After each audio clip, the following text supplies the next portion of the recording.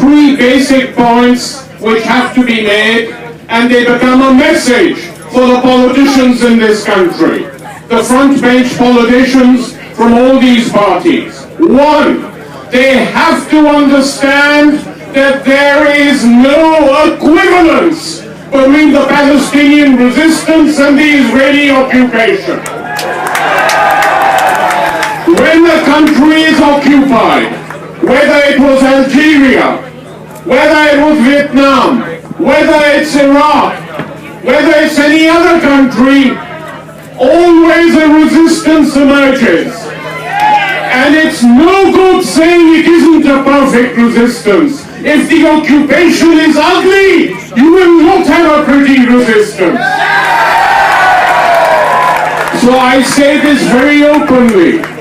If you want the tunnels to stop being built, if you want no rockets being fired, get out of Gaza.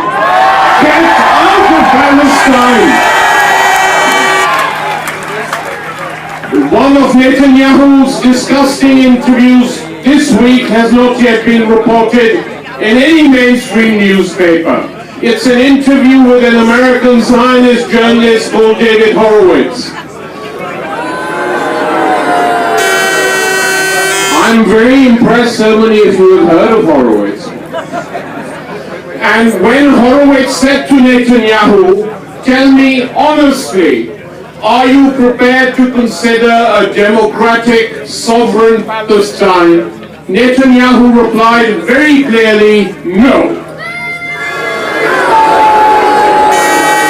And he's telling the truth. It's not just Netanyahu. This has been the policy of every successive Zionist government in Israel. They will not tolerate an independent Palestine. And that is why we say, if you're not prepared to tolerate that, then there's only solution, one state.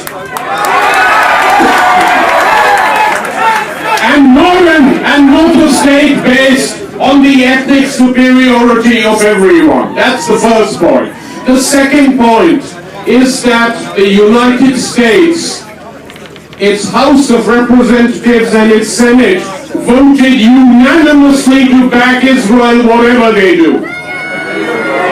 And this country then calls itself a democracy. I make a plea from this platform. If there are a few Arab billionaires left in the US, and we know that they are, please buy a few senators.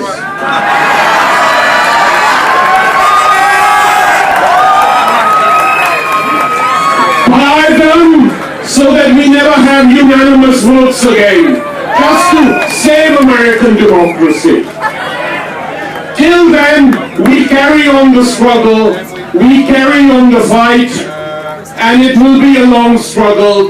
The tide is turning, but it is not yet turned, because the people in power in Israel are backed by the United States and backed by the European Union.